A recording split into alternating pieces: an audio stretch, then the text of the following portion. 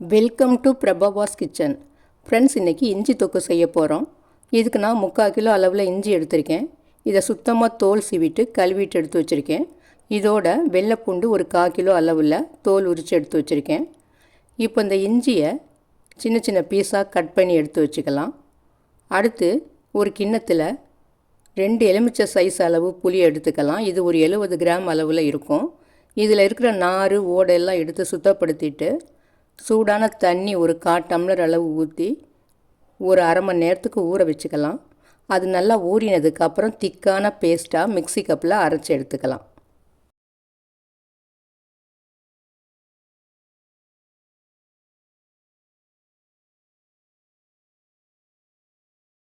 இப்போ ஸ்டவ்வில் ஒரு இட்லி பானையை வச்சு இந்த இட்லி தட்டில் நம்ம கட் பண்ணி வச்சுருக்க இஞ்சியெல்லாம் எடுத்து வச்சு ஒரு ஓரமாக பூண்டையும் வச்சு இது எல்லாத்தையும் ஒரு 15 நிமிஷத்துக்கு வேகிற மாதிரி வச்சிடலாம்.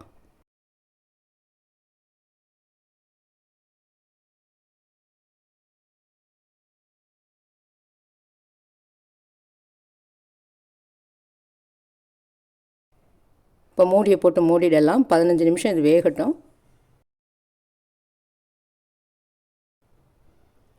இப்போ 15 நிமிஷம் ஆயிடுச்சு. பாருங்கள், இஞ்சி பூண்டு எல்லாம் வெந்திருக்குது. இப்போ ஸ்டவ்வை ஆஃப் பண்ணிவிட்டு இதை நல்லா ஆற விட்டுக்கலாம். இந்த பூண்டு நசுக்கி காமிக்கிறேன் பாருங்கள், இது நல்லா வெந்திருக்குது. இது நல்லா ஆறினதுக்கு அப்புறமா இது ரெண்டையும் தனித்தனியாக அரைச்சி எடுத்துக்கலாம். அடுத்து இந்த தொக்குக்கு நாம் பொடி ரெடி பண்ணிக்கலாம்.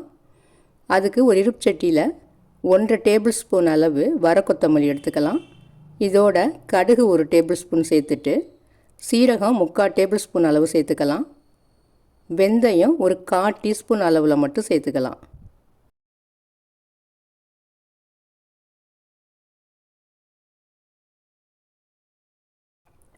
இப்போ இது எல்லாத்தையும் மீடியம் ஃப்ளேமில் ஒரு 2 நிமிஷத்துக்கு வாசம் வர்ற வரைக்கும் வறுத்துக்கலாம்.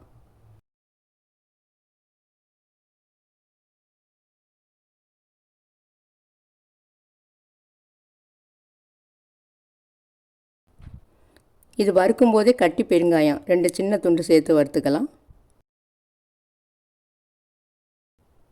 இப்போ வாசம் வர வரைக்கும் வறுத்தாச்சு. இந்த பெருங்காயமும் பொரிஞ்சிடுச்சு. இப்போ ஸ்டவ்வை ஆஃப் பண்ணிவிட்டு இதை ஆற விட்டுடலாம். ஆறினதுக்கு அப்புறம் நாம் மிக்ஸி கப்பில் போட்டு பொடிச்சு வச்சுக்கலாம்.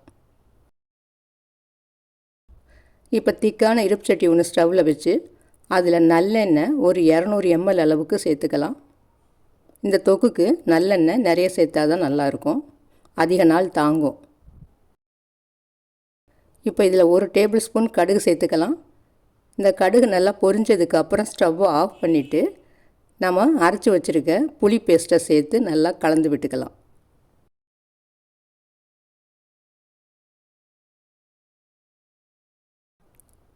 இப்போ கடுகு பொரிஞ்சிடுச்சு. புளி பேஸ்ட்டை சேர்த்துக்கலாம். நம்ம ஸ்டவ்வை ஆஃப் பண்ணிவிட்டு சேர்க்கறதுனால எண்ணெய் தெறிக்காது. அதனால் இதை சேர்த்துட்டு நல்லா கலந்து விட்டுட்டு அதுக்கப்புறம் ஸ்டவ்வை பற்ற வச்சுக்கலாம்.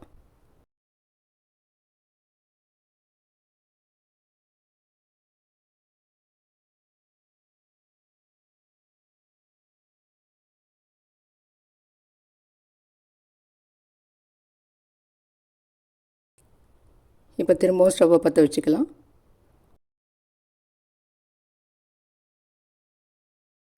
இப்போ பச்சை வாடை போக ஒரு 2 நிமிஷத்துக்கு இந்த எண்ணெயிலேயே புளியை வதக்கிக்கலாம்.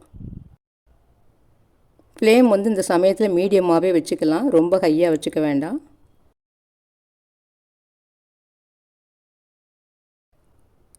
இப்போ 2 நிமிஷம் வதக்கியாச்சு. இதில் மஞ்சள் பொடி 1/2 டீஸ்பூன் சேர்ந்து கலந்து விட்டுக்கலாம்.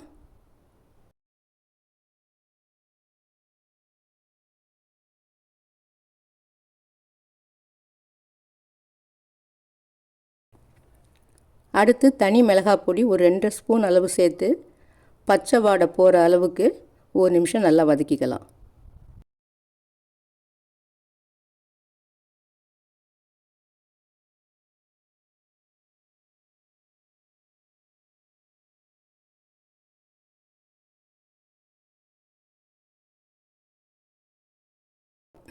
இப்போ தேவையான உப்பு சேர்த்துக்கலாம். நான் 1/2 டேபிள் ஸ்பூன் அளவு கல் உப்பு சேர்க்குறேன்.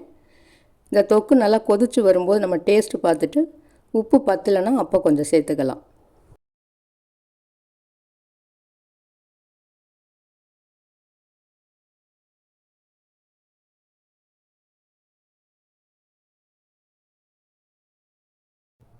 இப்போ நம்ம அரைச்சி வச்சுருக்கிற இஞ்சி பூண்டை சேர்த்துக்கலாம்.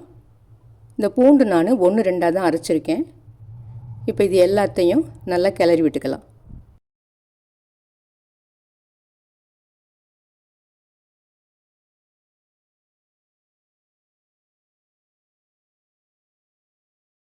ஃப்ளேம் எப்போவுமே மீடியம் லோவிலே இருக்கட்டும், ஹையாக வச்சுக்க வேண்டாம்.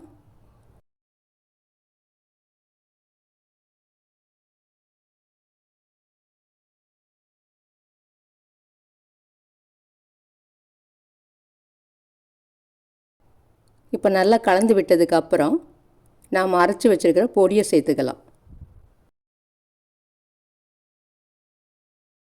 இப்போ இந்த பொடி சேர்த்ததுக்கப்புறம் இதை நல்லா கலந்து விட்டு தொடர்ந்து ஒரு 2-3 நிமிஷத்துக்கு இதை வதக்கிக்கலாம். இந்த இஞ்சி பூண்டெல்லாம் ஏற்கனவே வேக வச்சுருக்கோம், அதனால ரொம்ப நேரம் வதக்கணும்னு அவசியம் இல்லை. ஒரு 3 நிமிஷத்துக்கு மீடியம் ஃப்ளேமில் வச்சு வதக்கிக்கலாம். இப்போ இது 3 நிமிஷத்துக்கு மேலே வதக்கிட்டோம். இதில் இப்போது ஒரு 2 டேபிள் ஸ்பூன் அளவு பொடித்த வெல்லத்தை சேர்த்துக்கலாம். இந்த வெல்லம் இன்னும் 2 ஸ்பூன் சேர்த்தாலும் ரொம்ப நல்லா தான் இருக்கும். காரணம், இஞ்சியில் லேசான கசப்பு இருக்கும். அடுத்து புளியும் சேர்த்துருக்கிறதுனால இந்த வெல்லம் இன்னும் 2 ஸ்பூன் சேர்த்தாலும் டேஸ்ட்டு ரொம்ப நல்லாவே இருக்கும். வெல்லம் சேர்த்ததுக்கப்புறம் ஒரு 2-3 நிமிஷத்துக்கு வச்சுருந்தாலே போதும். இதில் இருக்கிற எண்ணெயெல்லாம் கொஞ்சம் பிரிஞ்சு வரும். அந்த சமயத்தில் நம்ம ஸ்டவ் ஆஃப் பண்ணிக்கலாம்.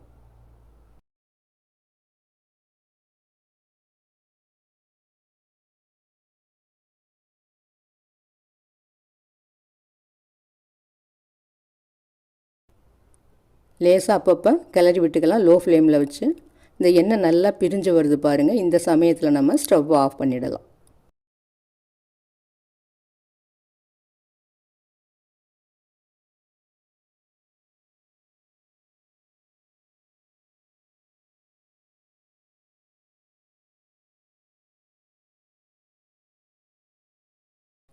இப்போ இஞ்சி தொக்கு ரெடி ஆகிடுச்சு. நான் கிண்ணத்தில் எடுத்து காமிக்கிறேன் பாருங்கள்.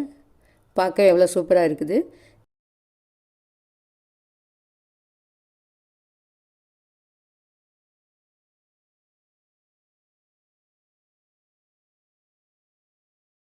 இதை நல்லா சூடான சாதத்தில் போட்டு பிசைஞ்சு சாப்பிட்டோம்னா ரொம்ப சூப்பராக இருக்கும். இதுக்கு சைட் டிஷ் எதுவும் தேவையில்லை. அப்பளம், வடகம் இந்த மாதிரி இருந்ததுன்னா இந்த காம்பினேஷன் ரொம்ப சூப்பராக இருக்கும்.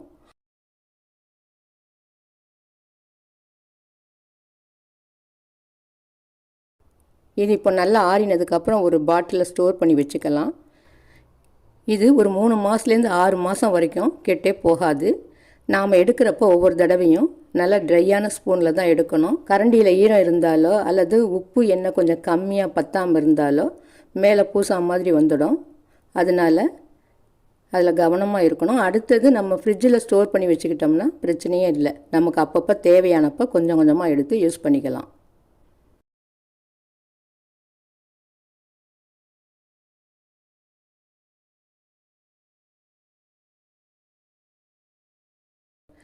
இது சாப்பாட்டில் சேர்த்துக்கிறதுனால செரிமான ப்ராப்ளமே வராது.